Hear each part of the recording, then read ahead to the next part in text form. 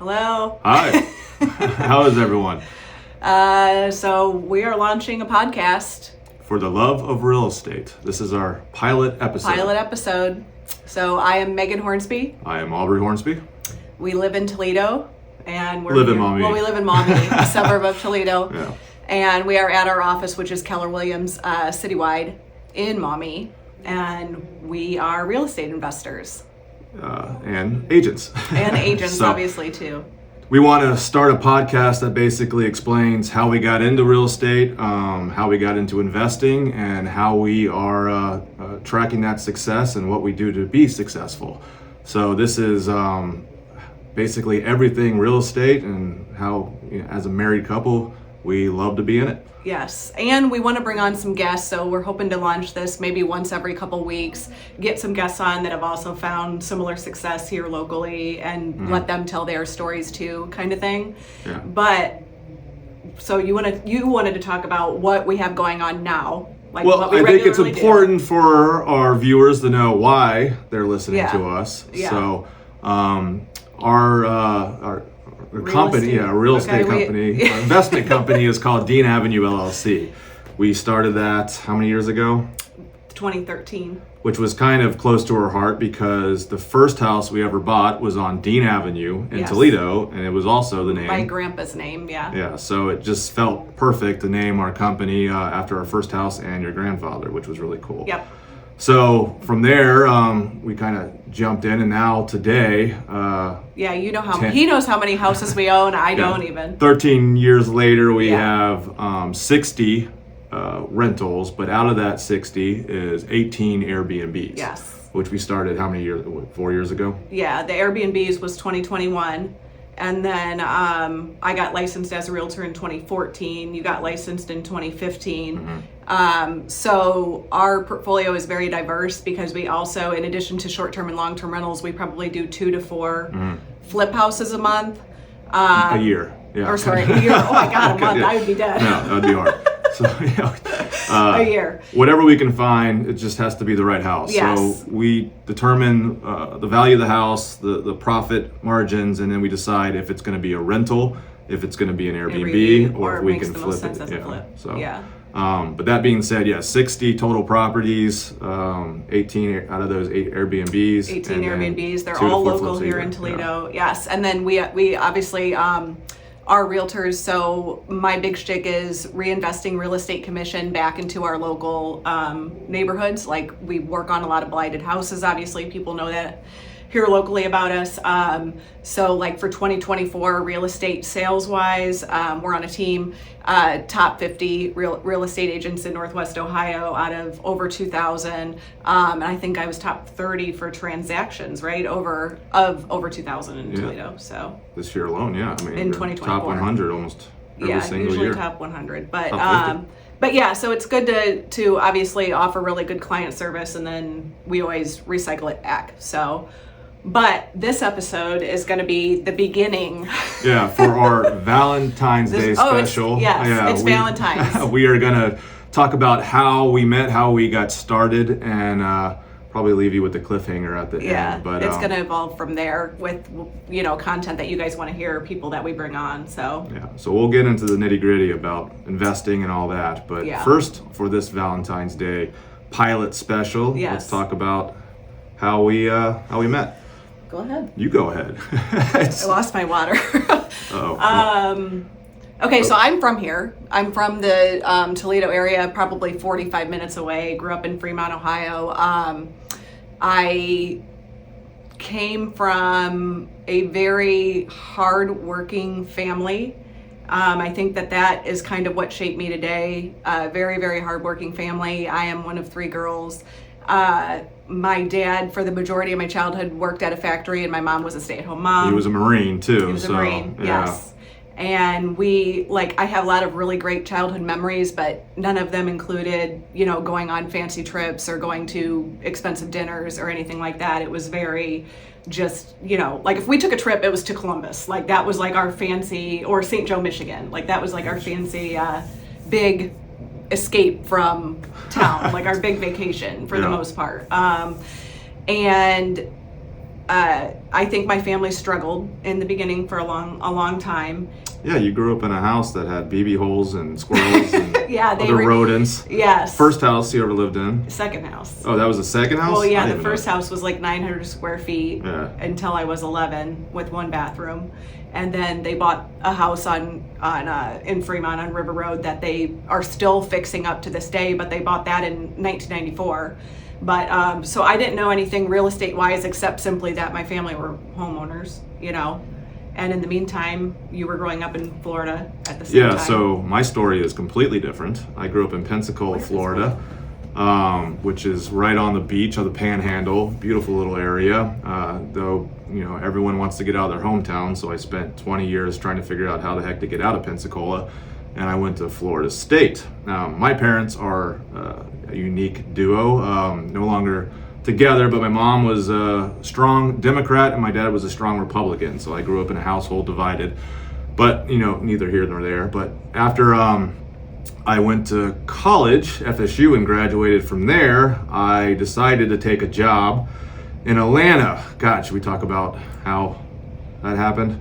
Well, they want to know. So anyways, I graduated in marketing and sales. Well, I think it's interesting that like we're here in the office and our kids are home today because they had a snow day, but I think it's so interesting because you never would know, you never knew what it was like to be a child that woke up and had a snow Never day. a snow day. We had hurricane weeks, never snow days. You never watched the scroll to see if your school got canceled because of snow.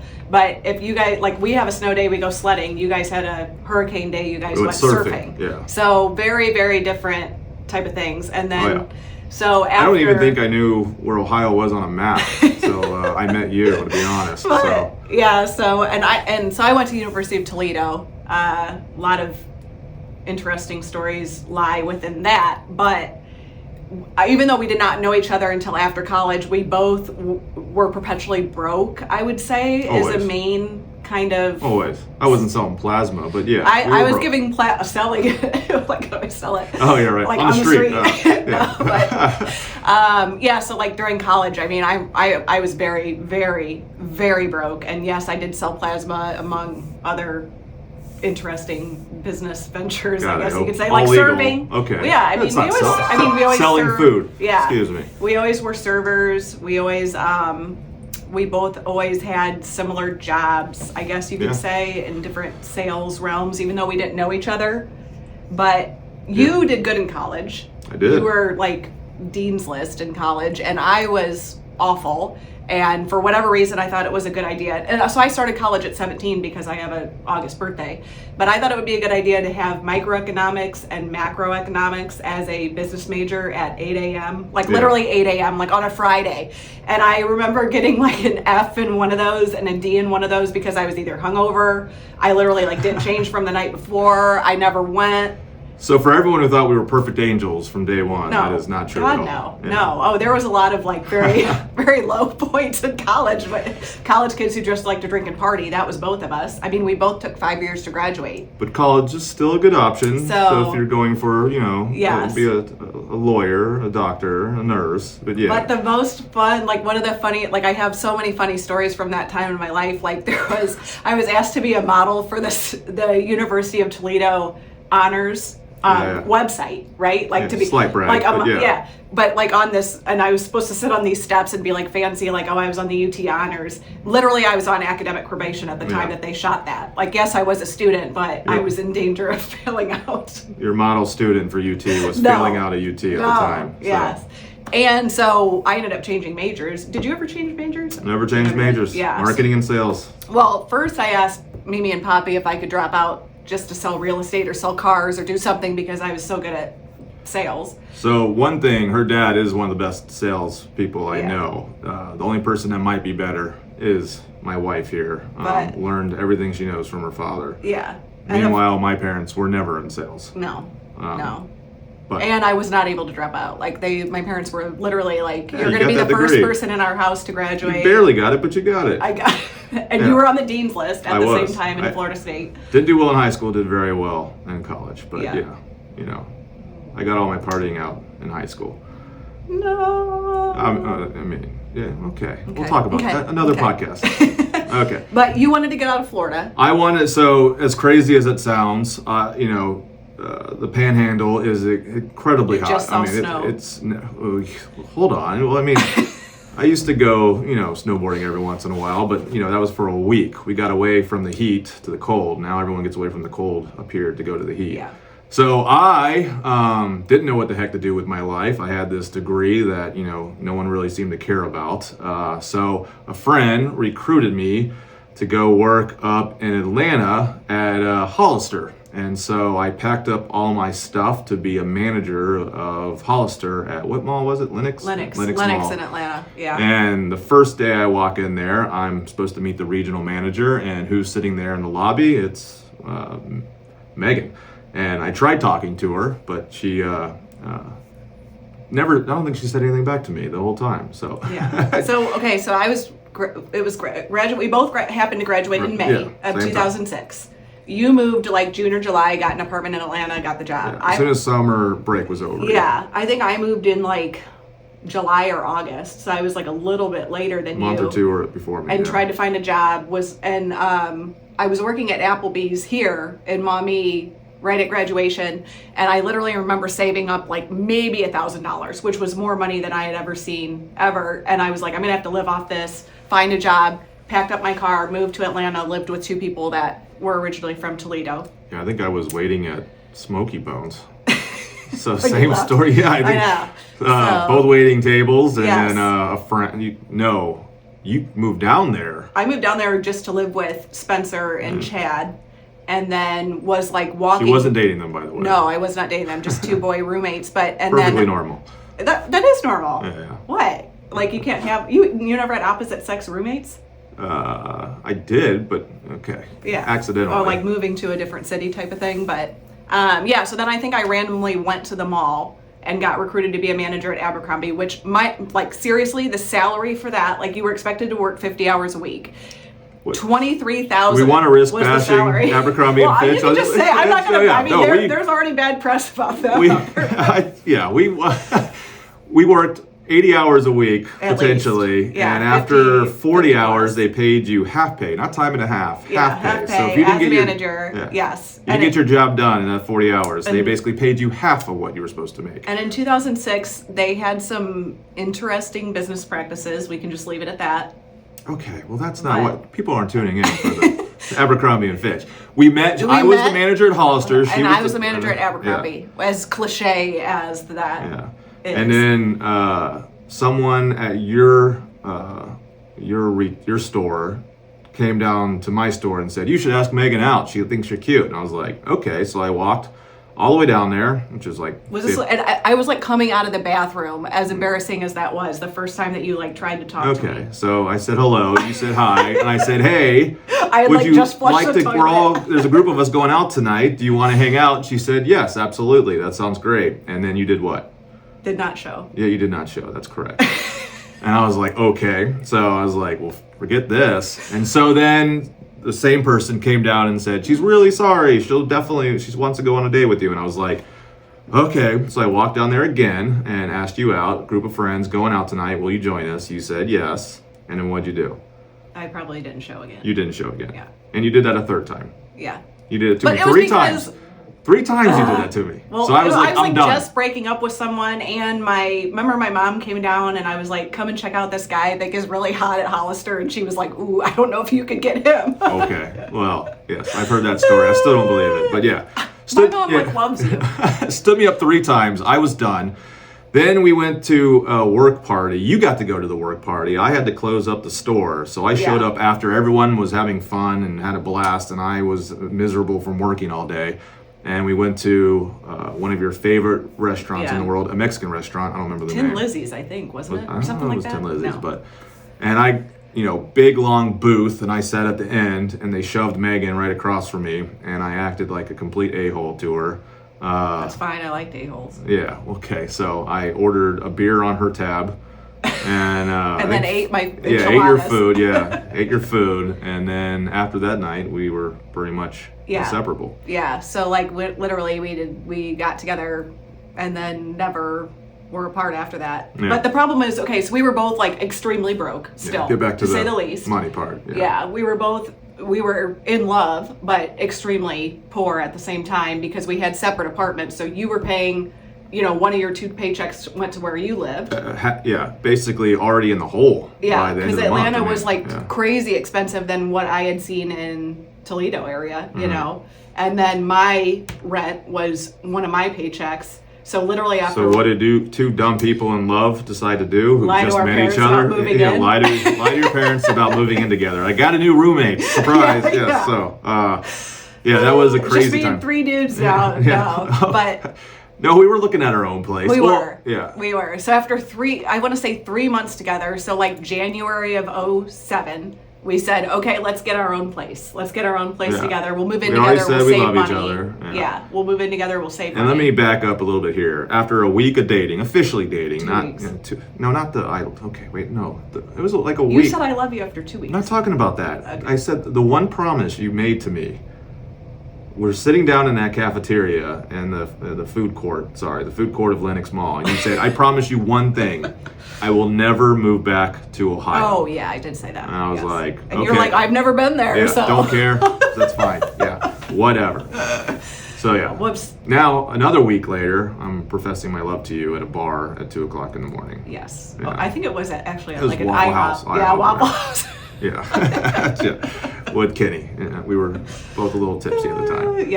Yes. Okay, so we started looking at apartments. Yeah, that was, we're in Atlanta. Everything's wildly Stupidly expensive. I'm still working at Hollister, aren't I? Yeah, I think I'm still working at Abercrombie too. Yeah, you might have been, you were done one day. You're like, I'm not doing this anymore. Yeah, it was just, it takes such a huge toll. Like, we just felt like we were really, really abused there. Not physically. Just, professionally abused. Yeah, right. I guess. Is that even a word, professionally? We were exhausted. We were overworked. Exhausted. Yeah. Overworked and underpaid. Yeah, 100%. overworked and underpaid, not abused. Yeah. So then we thought, okay, let's combine our $12 that we have between us and try to get our own apartment together. Yeah. So you, the forever searching for everything online, found that new apartment complex, yes. and I walk in. A brand new apartment complex. Yeah. AG Spanos, brand new place, and it was like a luxury mid-rise. Yeah, right between Brookhaven and Chamblee in Atlanta. And we're like, we saw the model house. We ate all the free cookies. No, wait, you weren't there yet. You said, what is it like? You called me on the phone. I'm like, there's no freaking way. They have free soda and cookies when they show the house. This is the apartment. This is amazing. And I'm like, there's no way we can afford this, but you got to get over here. There's free food. It's awesome. Yeah. So we sat down. Well, we started talking to the guy. Yeah, so we started. So the manager was there, and he was the one that obviously showed the unit. And it was just opening. Like, they had only like one building out of 4 done or something like that. Yeah, it you was had just quit your job. Yeah. So we're now like, one we're income looking again. Couple. Yeah. And literally, like, I don't know at what point during the tour, but he was like, you're really enthusiastic. And I'm like, I guess. I really like these places. I mean, there's brand new, what not to like. And he's like, well, would you want to, like, work here and be a leasing agent? And you get half off rent. It was like half off in the beginning. 75%. It was crazy. It was crazy. And we were like, oh my God. Yeah. Even if we fail, we'll take it. Yeah. Yeah. It's like, this is an opportunity here. Yeah. I mean, 1,500 square feet, granite. It was amazing. It was like we had never seen, I mean, in Toledo at the time, like I had never seen any luxury apartments like that, even close. One at Levis Commons, maybe. I Was that even open in 2007? No, but like, I'm trying to think of I mean, this is, or the Tower on the Mom, like this was nice compared to what we had lived in for college for the last 4.5, 5 years. Plus, so you got to live for incredibly cheap. Plus, obviously I could walk to work, so there was no gas. Right downstairs. Other perks for that was we got bonus depending on how many units we leased up or whatever too. Yeah, so real sales for the first time. Real sales, like you actually got a salary. I actually had like health insurance, like a, real adulting kind of thing. Right. Meanwhile, I was still at Hollister and was getting sick of the abuse. Underpaid, work. And decided to put my 2 weeks in and went to a dinner with AG Spanos, or it was a new home or apartment. Yeah, and just an industry dinner. And sat next to one of the owners of the New Home Guide, which was an old, a magazine back in the day where / internet. It was before it. This is when everything was still in a magazine. Internet. It wasn't before internet, but they didn't have much online. This is when they still handed out books of, you flip through the pages to see what was available. Yeah, that's true. Both of them, but yeah, apartments and new homes. So I got a job as a customer service rep essentially for the new home guide, and this is 2007. Yeah. So this is pushing borderline the recession. Yeah. So Atlanta was one of the bigger bubbles that burst during the recession, and so you had these giant communities that were selling mansions for quarter of the price. You could walk into 5,000 square feet with a movie theater, a wine cellar, a huge basement, which isn't popular in the South, and basically they were offering them for like $250,000 and not selling. Yeah. But I did that advertising, basically helped the ad reps, the salespeople, for about a few months, and then eventually they just kind of like called me into an office and said, "Hey, we shut down the entire new home guide." And I was like, "Oh my God, did I just lose my job?" And they said, "No, we're moving you to apartment guide."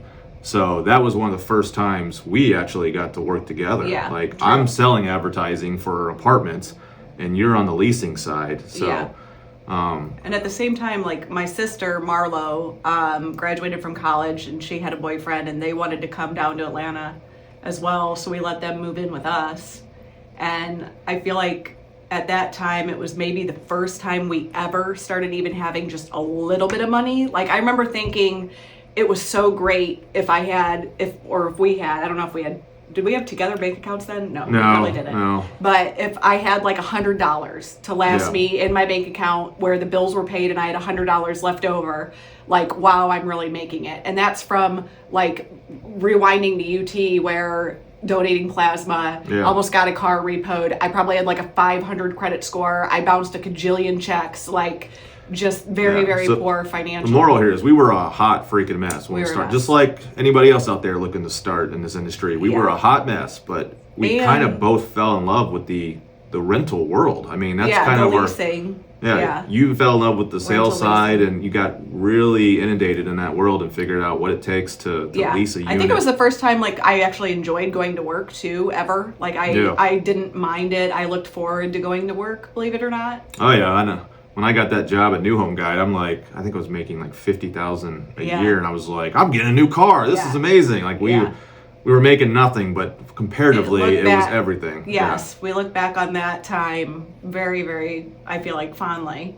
And then, so we're living in a 2-bedroom, 2-bathroom or whatever with Marlo and Travis. Finally feel like we're getting everything going. Obviously we don't have parents that are handing off a business to either one of us. We're kind of just starting this little life together post college, and then boom, I get pregnant.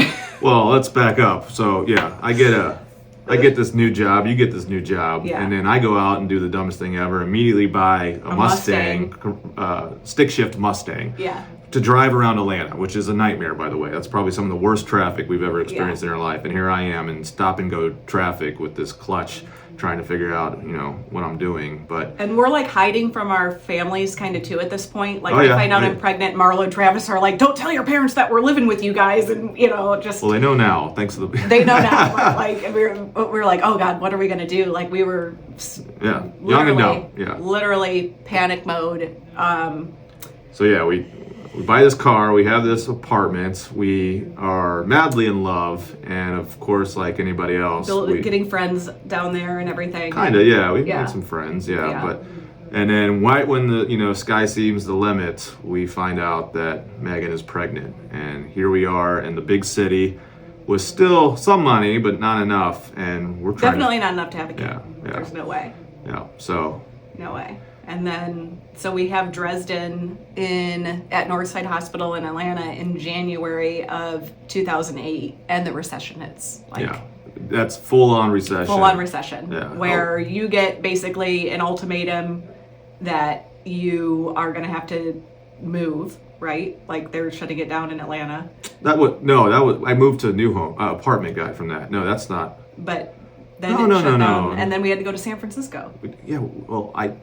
It was like, here's your choice. I won a big sales competition for apartment. I sold more advertising than anybody in the country. And Yeah. my reward was to go out and work in Vegas at a conference, which just basically had me from 8 o'clock in the morning until 6 p.m. every night, standing at a booth trying to sell advertising to people that had no idea who I was. Yeah. And there I met the regional director of San Diego and San Francisco, and they wanted me to come out there and help push finally their online apartment guide sales. Yeah. So it was an opportunity to get out but of. you were Atlanta was getting away from print, and all Everywhere those new was homes were sitting vacant because the New Home literally Guide shut down. Yeah, it was just yeah. apartment guide, and that's what I was selling for. And they wanted to compete against Craigslist. and San Francisco. So Yeah.